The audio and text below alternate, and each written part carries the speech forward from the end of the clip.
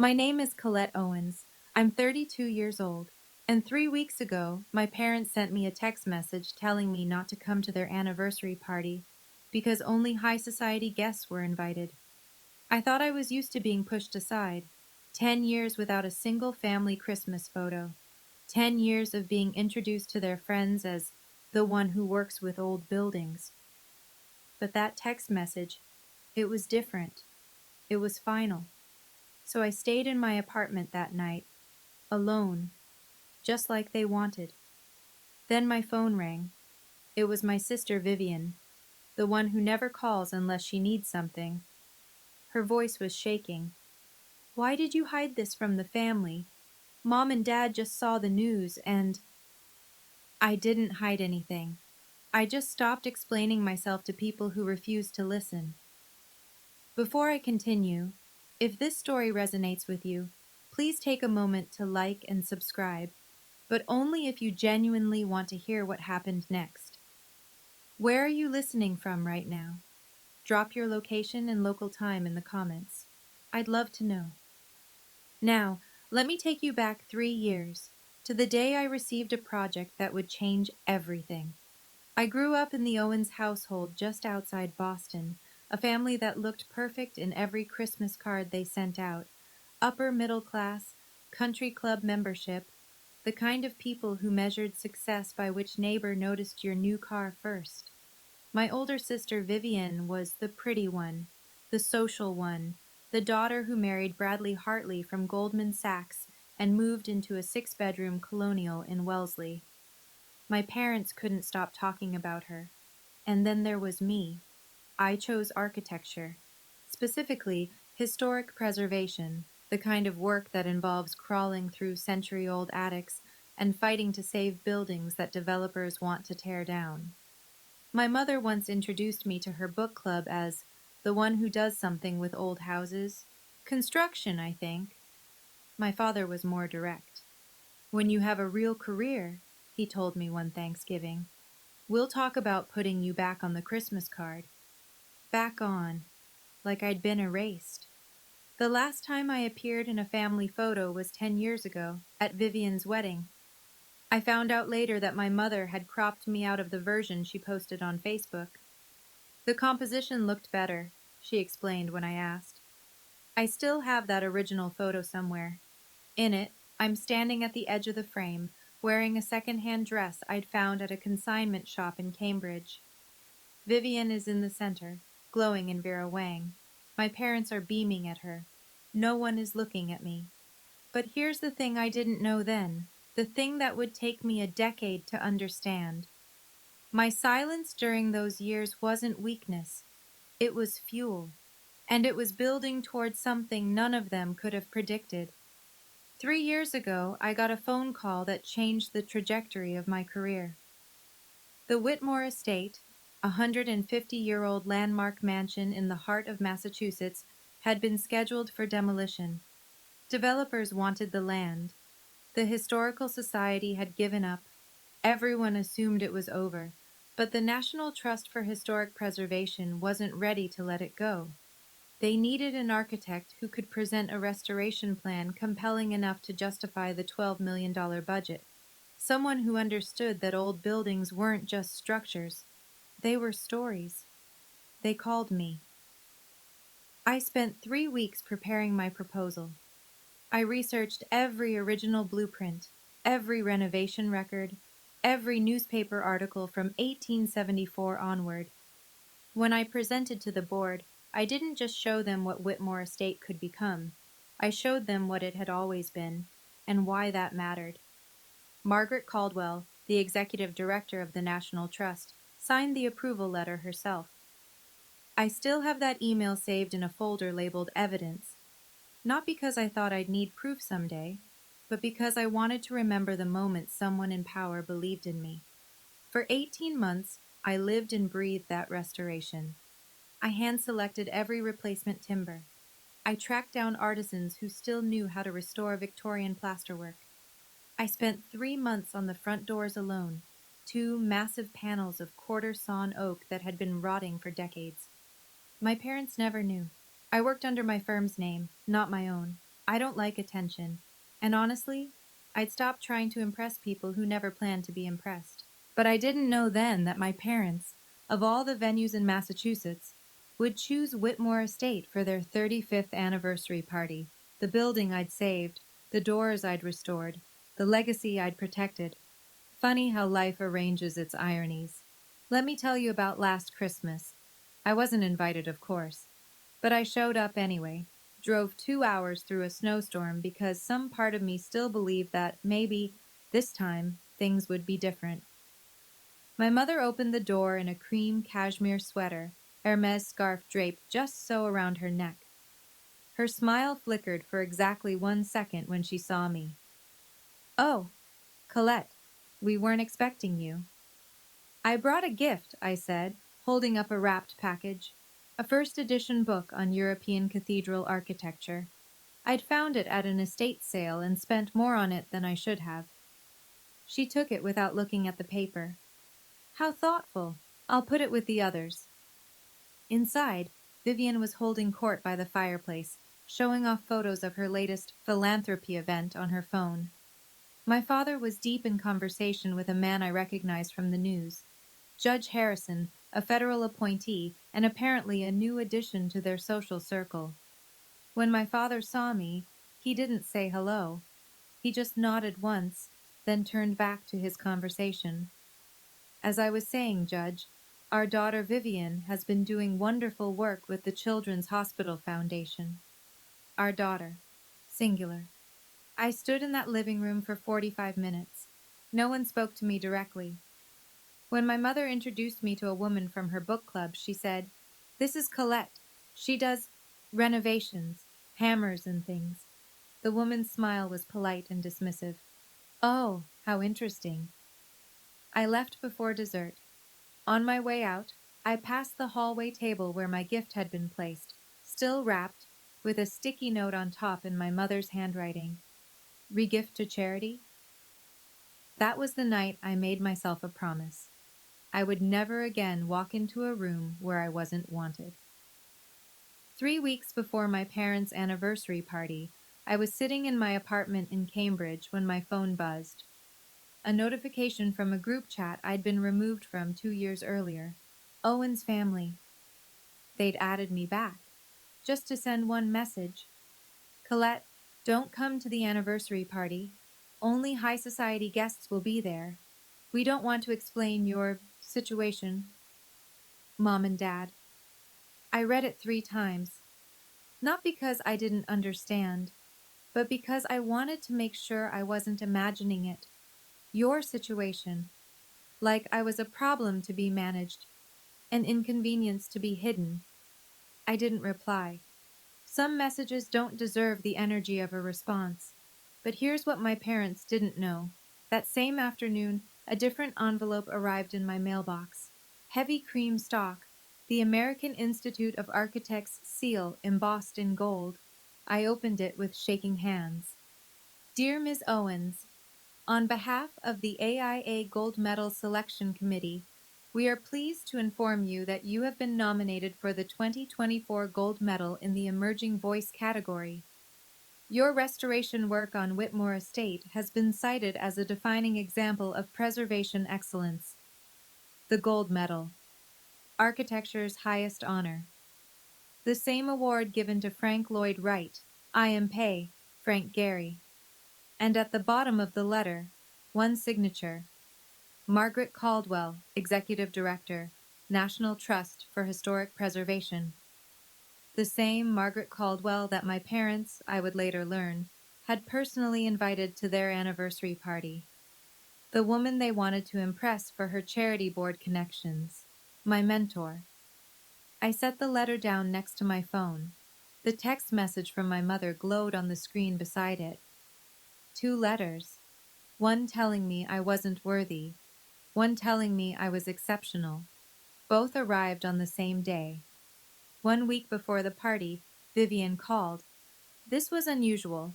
My sister doesn't call unless she wants something, information, validation, or someone to blame. I answered anyway, because old habits die hard.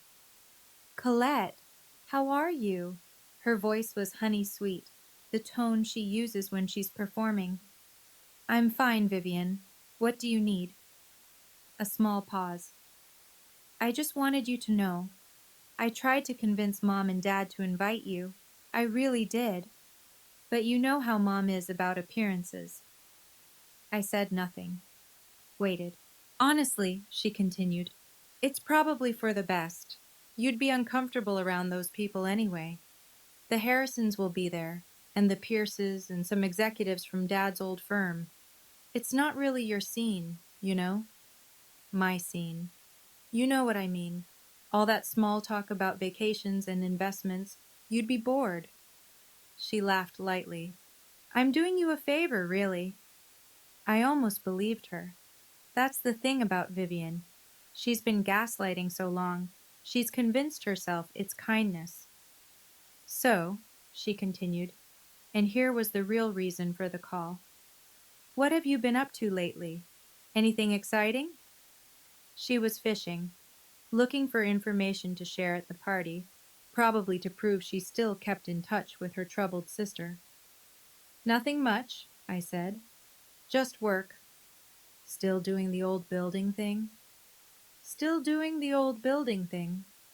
Well, I could hear her disappointment. No gossip to harvest. Take care of yourself, okay? And don't take the party thing personally. It's really not about you. But it was about me. It was always about me. Specifically, about making sure I stayed invisible. I found out later that Vivian hadn't advocated for my invitation at all. She was the one who'd suggested to our mother. She's always so awkward at these things. It'll be easier for everyone if she just doesn't come. My father called 3 days later. This was even more unusual than Vivian. Richard Owens doesn't make phone calls. He issues summons. The fact that he was reaching out directly meant he wanted to make sure the message was clear. Colette. His voice was the same one he'd used my entire childhood, clipped, efficient, like he was closing a deal. I understand you received the message about the anniversary. I did. Good. Your mother and I have discussed it. The guest list is final. I waited for him to say something else. An explanation, maybe. Even a thin justification. Instead, Judge Harrison will be there. Several partners from my old firm. Important people. I understand, Dad. Do you? He sighed, and I heard years of disappointment in that sound. If you'd made different career choices, we wouldn't be having this conversation. I've always said that. A woman with your intelligence could have done anything. Law, medicine, finance. Instead, you chose to play with old buildings. Play. Like my 18-month restoration of a historical landmark was a hobby. The guest list is final, I repeated. You said that. I'm glad we understand each other. He was about to hang up when he added, almost as an afterthought, some woman from the National Trust is coming. Margaret something. Your mother wants to get on her charity board, so it's important everything goes smoothly. No distractions. Margaret Caldwell, the woman who'd mentored me through the most important project of my career. The woman whose signature was on my AIA nomination letter.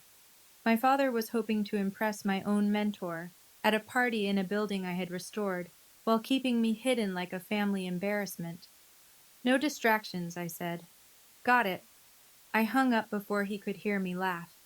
2 days before the party, I received a text from Aunt Patricia, my father's sister, a woman I saw maybe once a year at obligatory family gatherings. Colette, honey, your mother told me about the party situation. I just wanted to check in. She mentioned you've been struggling with some mental health issues? Is everything okay? I stared at the message for a long time. Mental health issues. My mother hadn't just excluded me from the guest list. She'd created a cover story, a reason for my absence that made her look compassionate and me look broken. I went to Facebook. I shouldn't have, but I did. There it was, buried in the comments of a post from one of my mother's friends. Diane, so sorry to hear about your younger daughter. Mental illness is so tough on families. You're handling it with such grace. My mother had liked the comment. I scrolled further, found another. Sending prayers for Colette. Diane has been so strong through all of this. And my mother's reply, "Thank you, Susan. We're doing our best. Some children just struggle." I looked around my apartment, at the framed architecture awards on my walls, the stack of trade magazines with my projects featured inside, the email from the AIA sitting open on my laptop. I was sitting in the office of a woman who had just been nominated for the highest honor in her profession, and my mother was telling people I couldn't function. Here's the thing about lies: they need maintenance. They need to be fed and watered and repeated until everyone forgets they started as fiction. My mother had built an entire mythology around her troubled second daughter, and she'd been cultivating it for years. But mythologies have a weakness: they collapse the moment reality walks through the door. The night before the party, I called Margaret Caldwell. Not to complain, I've never been good at that, but to confirm the timeline for the AIA announcement. I knew the nomination would be made public soon. I just didn't know exactly when.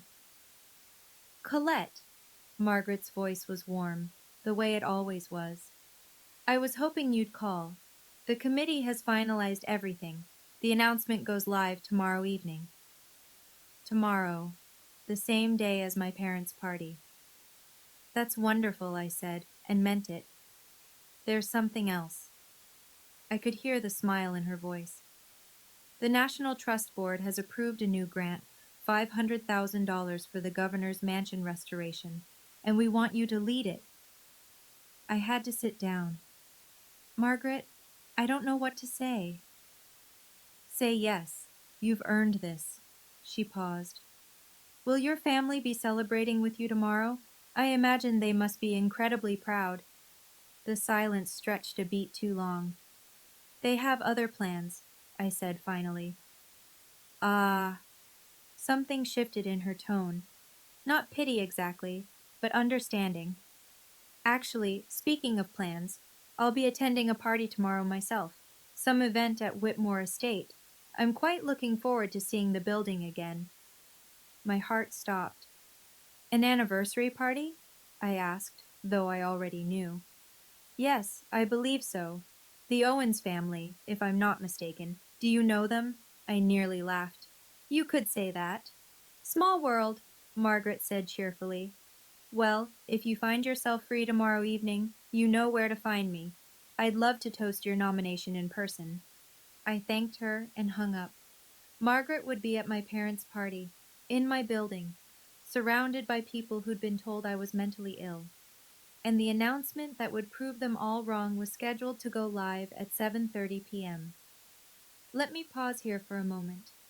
If you've ever been treated by your own family like you didn't exist, but you're still standing, still building, still moving forward, I see you.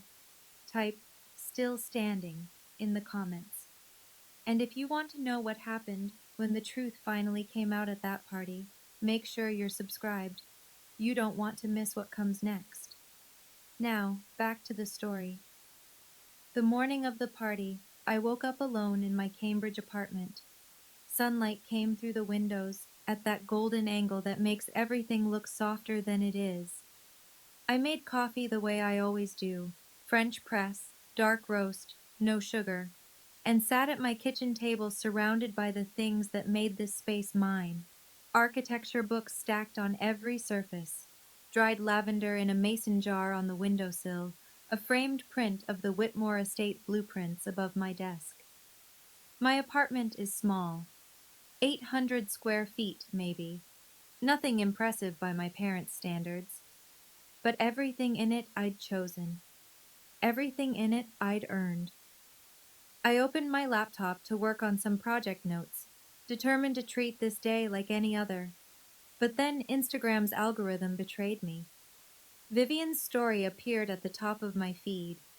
A video of her in the back of a black car, champagne flute in hand, getting her hair touched up at some salon that probably charged more per hour than my monthly utilities. The caption, Getting ready for the big night. I kept scrolling.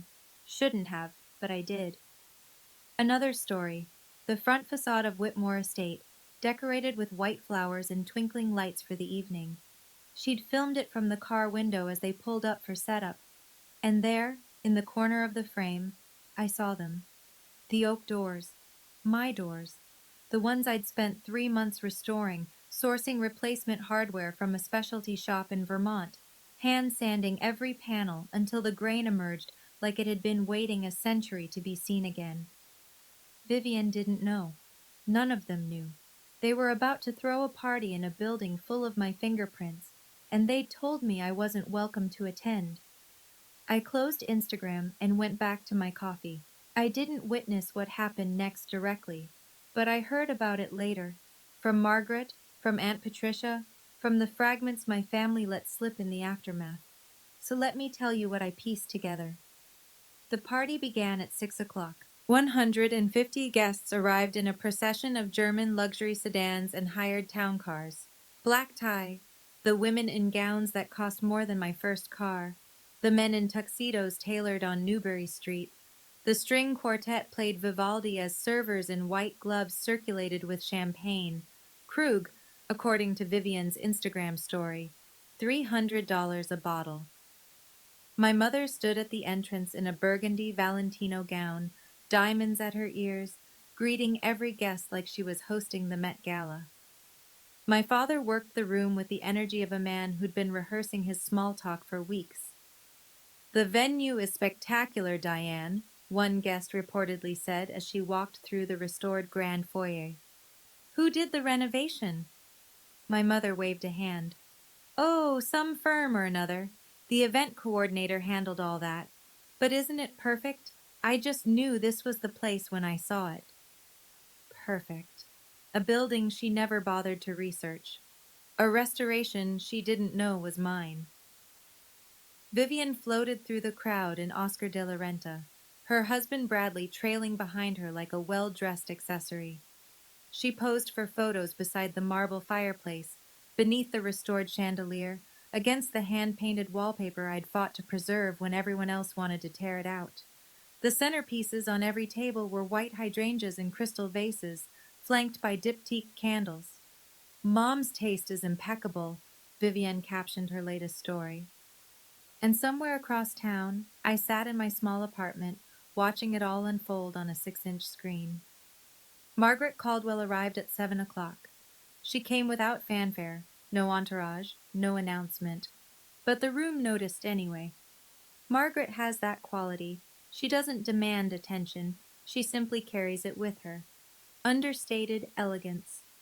A navy dress, simple pearls, the kind of presence that comes from decades of being the most knowledgeable person in any room about any building she stands in. My mother spotted her immediately. "Mrs. Caldwell?" Diane crossed the foyer with her champagne glass raised, her smile wide enough to accommodate all her ambitions. "What an absolute honor to have you here. I've heard so much about the National Trust's work. Truly inspiring." Margaret accepted the greeting with polite neutrality. "Thank you for the invitation. I must say I have a personal connection to this estate. It's lovely to see it in use." My mother's eyes lit up. An opening for connection, for networking, for whatever board position she'd been angling toward. "Oh, how wonderful. Did you attend events here before the renovation?" "After, actually." Margaret glanced around the room, her gaze lingering on the restored crown molding, the original hardwood floors, the windows I'd fought to preserve. "I was quite involved with the restoration project, worked closely with the lead architect." My mother nodded along, clearly not listening, already calculating her next move. "Speaking of which," Margaret continued, "I was hoping to see Colette here tonight. Is she running late?" My mother's smile froze. For 1 second, just one, the mask slipped. "Colette?"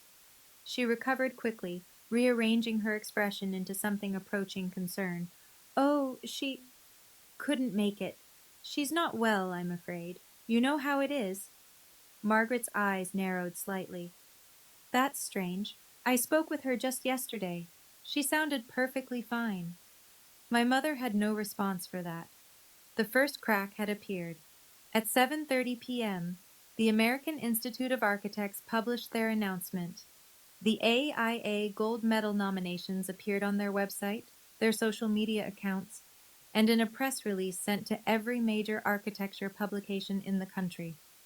Within minutes, Architectural Digest shared their pre-written feature article. 12 pages of photographs and interviews, months in the making, timed perfectly to the announcement. The headline, Colette Owens, the woman reshaping America's architectural heritage. I was still in my apartment when I saw it go live. I refreshed the page 3 times to make sure it was real. My photo, my work, my name, all of it, out in the world for anyone to find, including the guests at my parents' party. It started with a local journalist, a woman who covered arts and culture for the Boston Globe and had been invited as a friend of a friend. Her phone buzzed with a news alert. She glanced at the screen, then did a double take. "Did you see this?" she said to the man beside her. "The architect who restored this building just got nominated for the AIA Gold Medal." The man leaned over to look. "Whitmore Estate? This building?" "The very one." She scrolled through the article. "Colette Owens, only 32. They're calling her one of the most important preservation architects of her generation." The name began to circulate, whispered at first, then spoken aloud. Guests pulled out their phones. The Architectural Digest article loaded on screen after screen. And in that article, there was a photograph. Me, standing in front of Whitmore Estate's restored entrance, smiling in a way I'd almost forgotten I could. One guest turned to another. "Wait, Owens? Isn't that the host's name?" The question hung in the air like a lit fuse. My mother is very good at managing narratives. She's had decades of practice, curating her image, controlling what people see, burying what they shouldn't. But she couldn't manage this. "Colette Owens?" A woman in emeralds approached my mother with her phone extended. "Diane, is this your daughter?" My mother glanced at the screen, saw my face, saw the headline, and her expression cycled through surprise, then recognition, then something close to panic, all in the space of a heartbeat. "Oh, that must be a different Owens." She laughed, but it came out wrong. Too high, too fast. "Our Colette works in construction, I believe, not architecture. But the article mentions she's from the Boston area, and she has the same last name." "Common name." My mother waved her hand dismissively. "I'm sure it's just a coincidence." But another guest had already Googled my name. "It says here she grew up in Wellesley. Isn't that where you're from?" My father materialized at my mother's side, drawn by the commotion. "What's going on?" "They're saying the architect who restored this building is someone named Colette Owens." My father's face went carefully blank. His boardroom expression, the one he used when deals went sideways. "I'm sure there's been some mistake." But there was no mistake. The Architectural Digest feature was thorough. It mentioned my education, my early projects, and, most damning of all, included a quote from me about my childhood. "I learned early that my work would speak louder than words. In my family, I never felt like my voice was heard, so I let the building speak instead." Someone read that quote aloud. The room went quiet. And my mother, for perhaps the first time in her life, had absolutely nothing to say. My phone rang at 7:52 p.m. I was still sitting at my kitchen table, still in my apartment, still alone. The AIA announcement had been live for 22 minutes. I knew what was coming before I even looked at the screen. "Vivian," I answered. "Why did you hide this from the family?"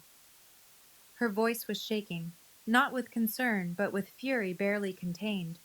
"Mom and Dad just saw the news and they're completely blindsided. Do you have any idea how embarrassing this is?" "Hello to you too, Vivian." "Don't you dare be sarcastic with me right now. Everyone at this party is asking about you. Everyone. Judge Harrison's wife just cornered Mom asking why you aren't here. Mrs. Caldwell, that National Trust woman, keeps bringing you up. This is supposed to be Mom and Dad's night, and you made it about yourself. I let her words wash over me. In the background, I could hear the party, music, clinking glasses, and my mother's voice rising with forced brightness. Yes, of course we knew. We just wanted to keep it private. I didn't make anything about myself, I said quietly. I just existed. I worked. I succeeded. And nobody asked. You did this on purpose. Vivian's composure cracked completely. You waited until tonight to... The AIA decides when announcements go out, not me. You should have told us. You should have warned us. I almost laughed. Warned you about what? That I'm good at my job? You've had 10 years to ask me a single genuine question about my career. You never did. Silence. Then, muffled, I heard my mother in the background. We had no idea. She never tells us anything. I have to go, Vivian said, and hung up. I set down my phone and let the silence settle around me. For the first time, I didn't feel guilty for existing. Back at the party, everything was unraveling. The guests had stopped admiring the decor and started watching my family. It was subtle at first. Glances exchanged, eyebrows raised. But by 8 o'clock, the shift was unmistakable. My parents' anniversary celebration had become something else entirely. Judge Harrison, a man my father had been cultivating for months, walked directly up to him with champagne still in hand. Richard, your daughter designed this building, and you didn't mention it? My father's jaw tightened. It's complicated, Your Honor. Family matters. Complicated. The judge's tone suggested he didn't find that explanation satisfying. You told me earlier that you were proud of your family. Seems you left out a rather significant accomplishment. Across the room, Vivian stood by the bar, attempting to maintain her composure while scrolling furiously through her phone. Bradley hovered nearby, his expression unreadable. I would learn later that he'd pulled up the Architectural Digest article himself and read every word. My mother, meanwhile, was attempting to do what she'd always done: control the story.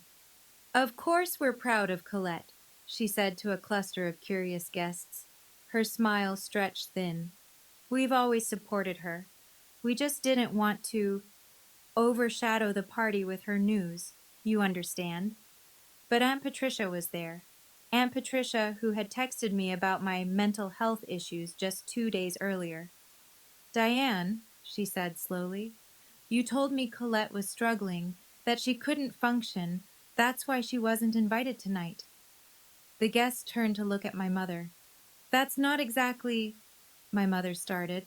And that article says she led a $12 million restoration project.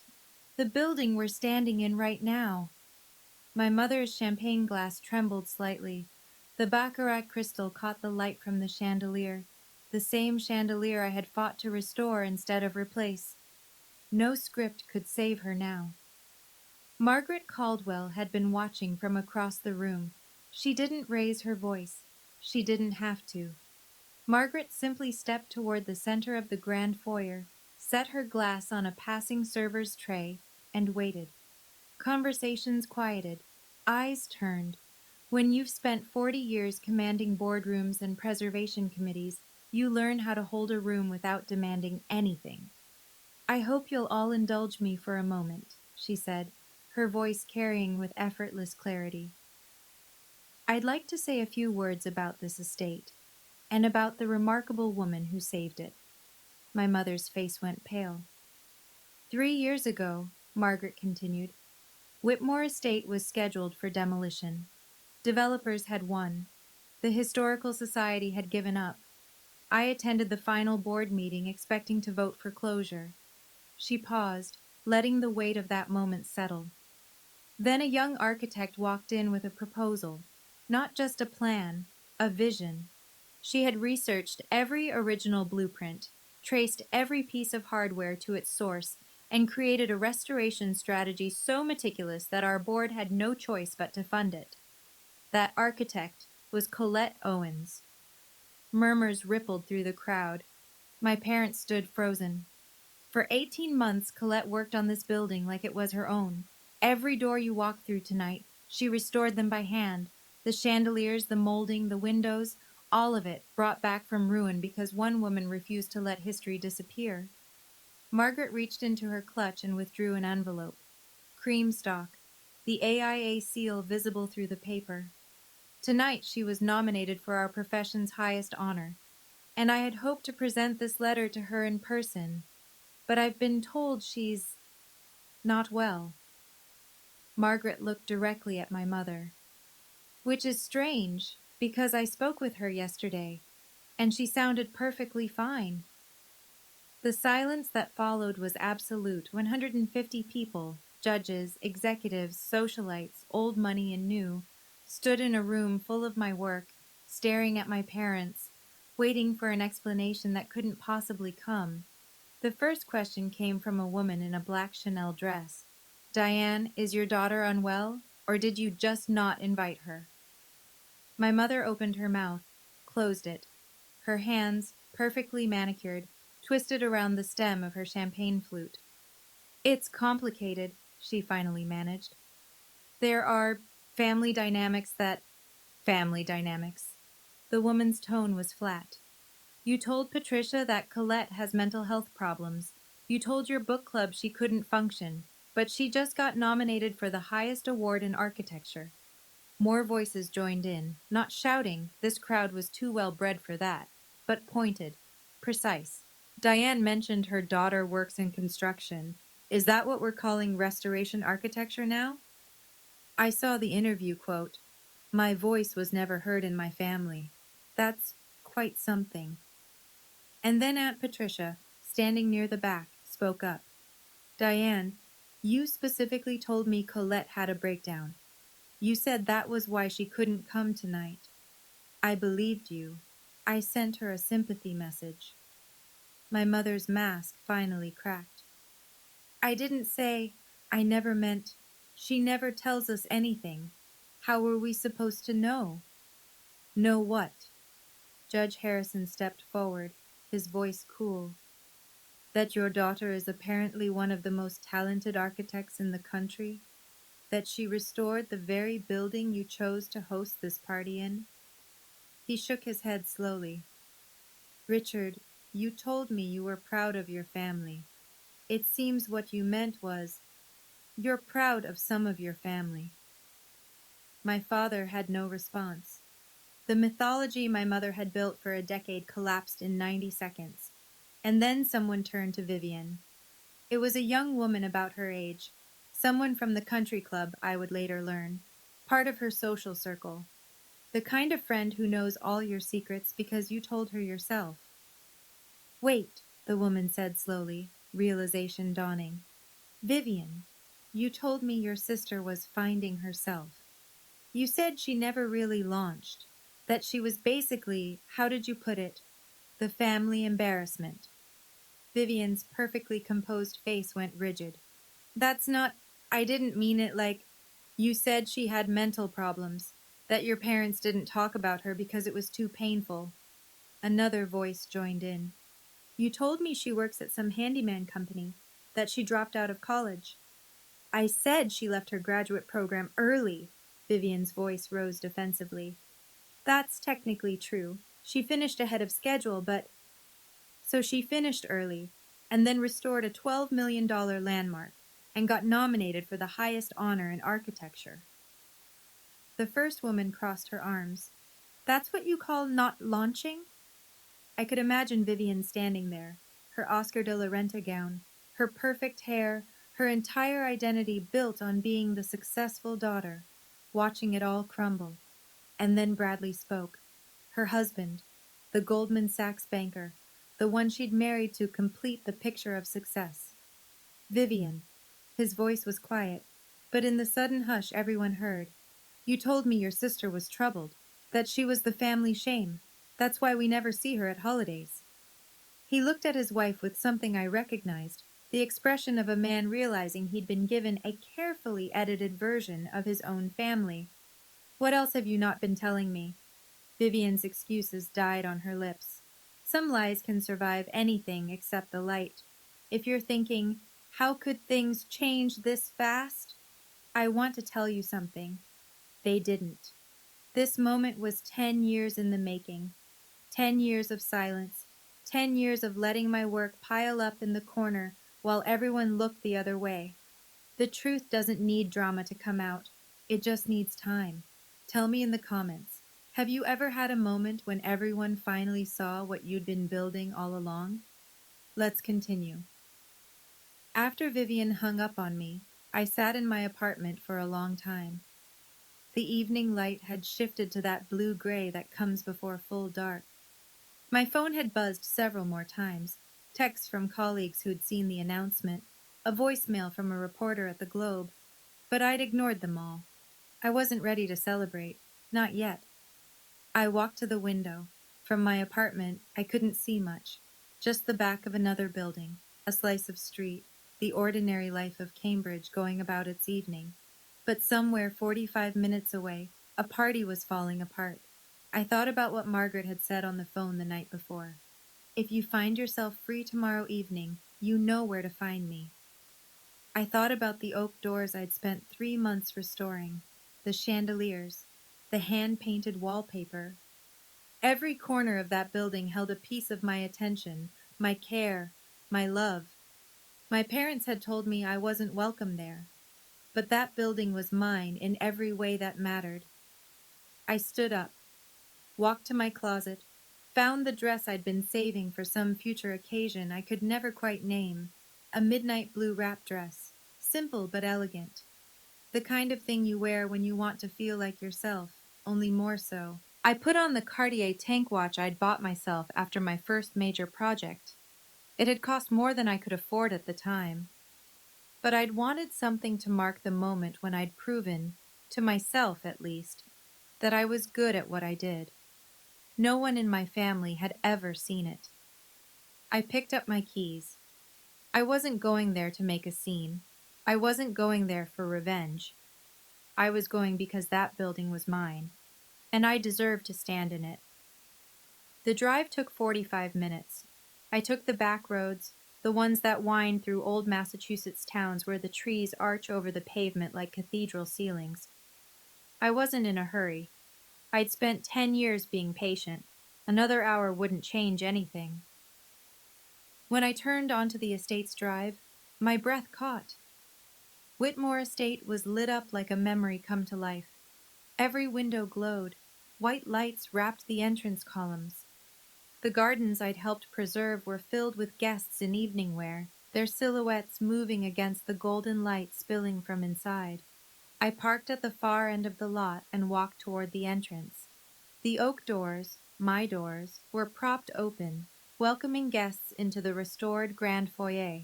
I paused for a moment at the threshold, running my fingers along the wood grain I knew by heart. 3 months of work, 2 coats of hand-rubbed oil finish, hardware sourced from a specialty shop in Vermont that had to special order the hinges from Germany. I'd stood in this doorway 100 times during the restoration, but never like this. Never in a dress, never with my heart pounding, never walking toward the family that had told me to stay away. I stepped inside. The foyer opened up around me. The marble floor, the restored chandelier throwing prismatic light across the ceiling, the sweeping staircase I'd fought to save when everyone else wanted to modernize. Every surface held my fingerprints, my decisions, my vision. And then someone turned. A woman near the bar. Then a man by the fireplace. Then another, and another. "That's her," a whisper carried across the room. "That's Colette Owens." 150 people fell silent, and I stood in the doorway of the building I'd saved, finally ready to be seen. My mother was standing near the center of the room when she saw me. I watched her face cycle through every emotion she'd spent decades suppressing in public. shock, then recognition, then fear, then, briefly, something that might have been shame. The champagne glass in her hand tilted at a dangerous angle. Her Valentino gown suddenly looked less like armor and more like a costume. My father stood beside her, his face carefully blank, the boardroom expression. I walked toward them, not rushing, not hesitating, just walking, the way you walk when you're going home. Margaret caught my eye from across the room and gave me a small nod. Permission, encouragement, support. I stopped a few feet from my parents, close enough to be heard, close enough for the guests nearby to hear, too. Mom, Dad, my voice was steady, quieter than I expected. I got your message. I know I wasn't invited. My mother opened her mouth, but nothing came out. But this building was my project, I continued. 18 months of my life.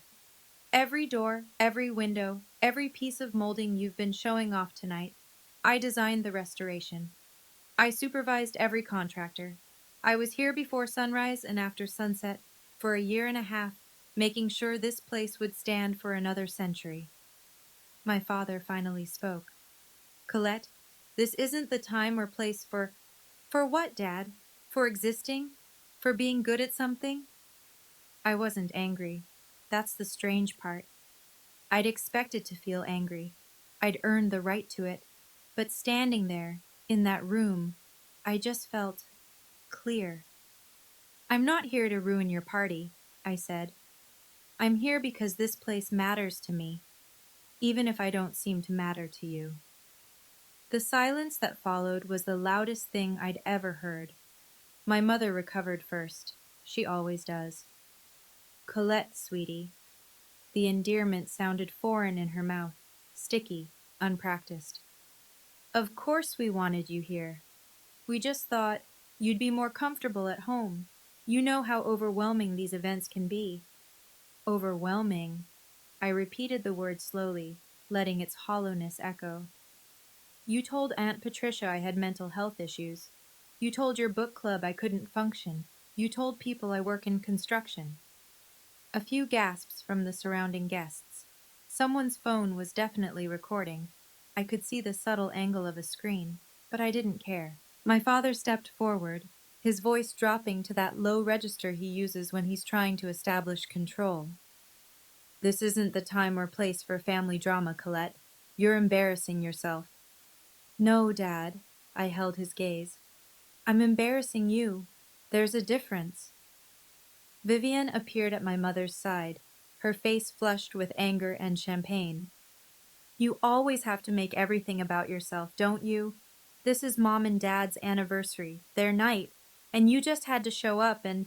I didn't make the AIA announce tonight, I said calmly.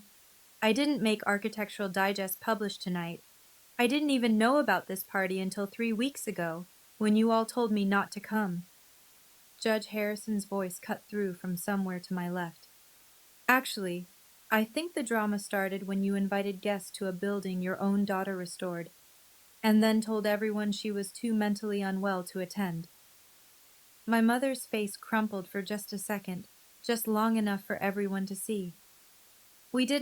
I never said, she was stammering now, the polished socialite gone, replaced by someone who had finally run out of narratives. But I was done listening to her explanations. Margaret Caldwell stepped forward. She moved through the crowd with the quiet authority of someone who has spent her entire career protecting things that matter. When she reached my side, she placed a hand briefly on my shoulder, a gesture so simple it almost broke me. Since Colette is here, Margaret announced, her voice carrying to every corner of the room, I'd like to share something I had planned to announce regardless of tonight's developments. The room went still. The National Trust for Historic Preservation has approved a new grant in the amount of $500,000 for the restoration of the governor's mansion in Boston. It's one of the most significant preservation projects we've undertaken in a decade. She paused, letting the number sink in. And we have selected Colette Owens to lead the project. For a moment, no one moved. Then applause began, scattered at first, then building, rolling through the room like a wave. Real applause. From people who had no stake in my family's dysfunction, who simply recognized excellence when they heard about it. Margaret reached into her clutch and withdrew the envelope. The official grant letter, the National Trust seal embossed in gold. "This is yours," she said, pressing it into my hands. "You've earned this, not because of who your family is, but in spite of how they've treated you." I looked down at the envelope, felt its weight, understood what it meant. Not just the money, not just the project, but the validation. The proof, documented and official, that I was who I'd always believed myself to be.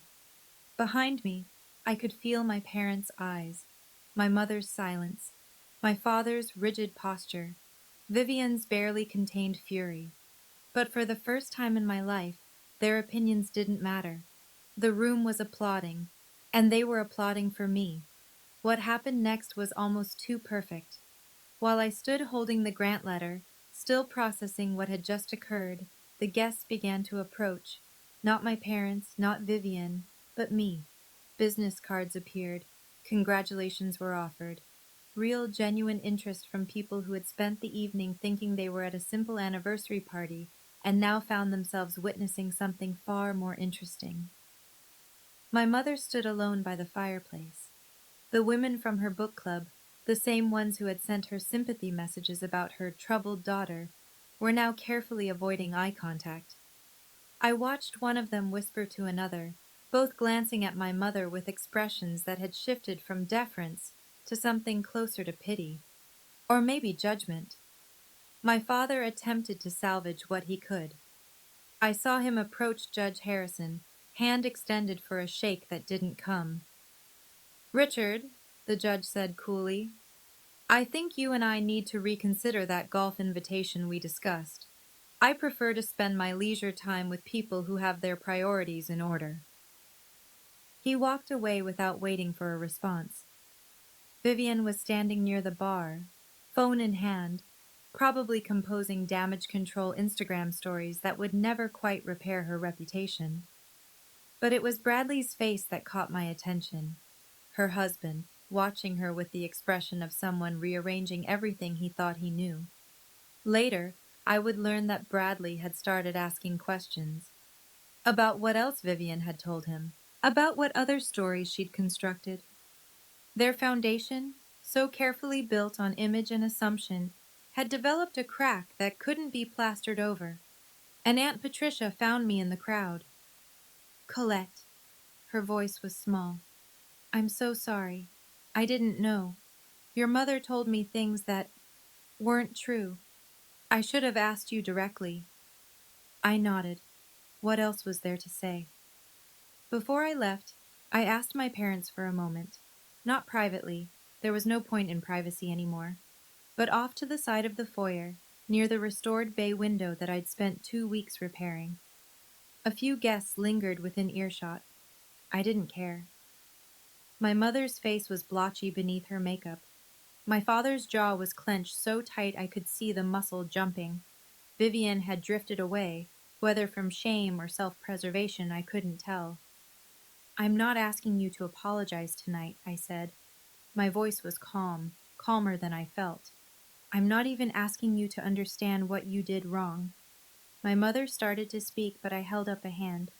"I spent 10 years trying to explain myself to you. 10 years hoping that if I just worked hard enough, achieved enough, you would finally see me. But you never did.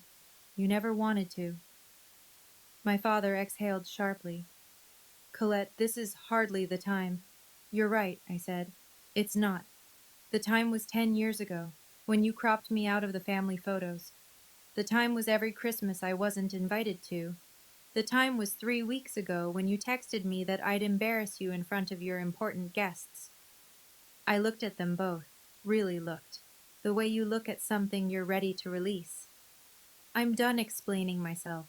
From now on, you can reach out when you're ready to see me for who I actually am, not before." My mother's eyes were wet. "Colette." "Not tonight, Mom." I stepped back. "I've said what I needed to say." I turned and walked through the oak doors I'd restored. And for the first time in my life, leaving my family didn't feel like running away. It felt like walking towards something. I learned about Vivian's situation in pieces over the weeks that followed. Aunt Patricia became my unexpected source of information. Apparently, being lied to about your niece's mental stability creates a certain solidarity. She called me a week after the party, her voice careful. I thought you should know, she said. Vivian and Bradley, they're doing a trial separation. I was standing in my kitchen, coffee growing cold in my hands. Because of what happened at the party? That was the catalyst. But apparently Bradley started asking questions afterward. About other things Vivian had told him. About her charity work. About her finances. About, well, a lot. I thought about my sister's Instagram. The carefully curated photos. The filtered life. The image she'd constructed so meticulously. A house of cards. He realized she'd been editing the truth for years, Aunt Patricia continued. Not just about you, about everything. I didn't feel satisfied hearing this. I didn't feel vindicated. I just felt tired. Sad, maybe, for the sister I might have had if she hadn't spent so long trying to be the only one worth seeing. A few days later, Vivian sent me a text message.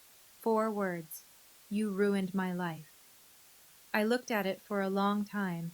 Then I deleted it without responding. I didn't ruin her life. I just stopped being the convenient explanation for her own unhappiness. Without a scapegoat, without a troubled sister to point to, all her carefully constructed stories had nothing to hide behind. The truth doesn't ruin anyone. It just reveals what was already there. And sometimes, what's there isn't pretty. 3 months after the party, I received a text message from my father. I almost deleted it unread. We hadn't spoken since that night. Not a word, not an email, nothing. I'd been at peace with that silence. I'd learned that some relationships aren't meant to be repaired. They're meant to be released. But something made me open it. Colette, I've been thinking. I'd like to see the governor's mansion project when it's done, if you're okay with that. Dad, I read it 3 times. It wasn't an apology. It wasn't an acknowledgement of everything that had happened. The years of dismissal, the lies, the text message telling me I'd embarrass them. It was just an ask. A small door cracked open. I didn't respond right away. I let it sit for a week, turning it over in my mind like a stone I'd found on a beach. Then I wrote back, okay, when it's done, I'll let you know. It wasn't forgiveness. Not yet. Maybe not ever. I haven't decided. But it was a possibility. A chance for something different if he was willing to do the work. My mother hasn't contacted me at all. According to Aunt Patricia, she's still in denial, still telling people that the party incident was a misunderstanding, still insisting she's done nothing wrong. Some people can't admit their mistakes without their entire identity collapsing. I don't know if she'll ever be ready. I'm not waiting to find out. What I've learned is this. Forgiveness isn't about them deserving it. It's about me not carrying the weight anymore. But forgiveness doesn't mean forgetting, and it definitely doesn't mean going back to the way things were. Some doors can be opened again. Others stay closed for a reason. I'm standing outside the governor's mansion now. It's a gray morning, late winter, the kind of cold that makes your breath visible and your fingers stiff. The building rises in front of me. 3 stories of federal architecture, brick and limestone, windows that have watched over Boston for 200 years. It needs work, a lot of work. The foundation has cracks. The roof needs replacing. There's water damage in the east wing that will take months to address. I can't wait to get started. I think about the girl I was 10 years ago, the one standing at the edge of her sister's wedding photo, wearing a second-hand dress, wondering why she never quite fit. That girl spent so long waiting for permission, waiting for her family to see her, waiting for someone to confirm that she was worth something. I don't wait anymore. The Cartier tank watch on my wrist catches the morning light. I bought it myself, with money I earned, for work I did well. No one in my family gave it to me. No one in my family even knows its value. But I do.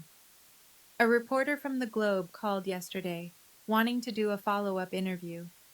Ms. Owens, she asked, what advice would you give to young architects just starting out? I thought about it for a long time. Build something that lasts, I finally said. And don't wait for permission from people who never plan to give it. She wrote it down. I wonder if she understood what I really meant. I spent 10 years proving myself to people who didn't want proof. They wanted me to stay small, stay invisible, stay in the box they'd built for me. But buildings aren't the only things that can be restored. Sometimes, the most important renovation is the one you do on yourself. So that's my story. No magic wills, no secret inheritances, no dramatic courtroom reveals, just 10 years of work, a few official documents, and the slow, patient accumulation of truth. My parents texted me 3 weeks before their party and told me not to come. They said only high society guests were invited. They said I'd embarrass them. And then the news anchor said my name on the same night they were trying to erase it. I don't know if that's karma or coincidence. I don't know if the universe arranges these things, or if we just notice the patterns that fit the stories we need to tell. What I do know is this: I stopped waiting for my family to see me, and somehow, that's when everyone else did. If you're listening to this and you're in the middle of your own 10 years, if you're working in silence, building in the dark, waiting for someone to notice what you've done, I want you to hear this. Keep going. The people who dismiss you might never change. Your family might never understand. The recognition you deserve might come late or not at all, or in ways you never expected. But your worth isn't determined by whether they see it. Your worth is determined by you. Build something that matters. Let your work speak. And when the time comes, when the doors finally open, walk through them with your head held high. You don't need anyone's invitation to stand in the rooms you've built. Thank you for staying with me until the end of this story. If it resonated with you, drop a comment. I read every one. And if you want to hear more stories like this, there's another one waiting for you in the description. Until next time. Colette. Thank you for being here with me until the very end. If this story touched something in you, let me know in the comments. I genuinely read every single one. Don't forget to like this video, subscribe to the channel, and hit the notification bell if you want more stories like this. There's another story waiting for you right now. Check the description for the link. I'll see you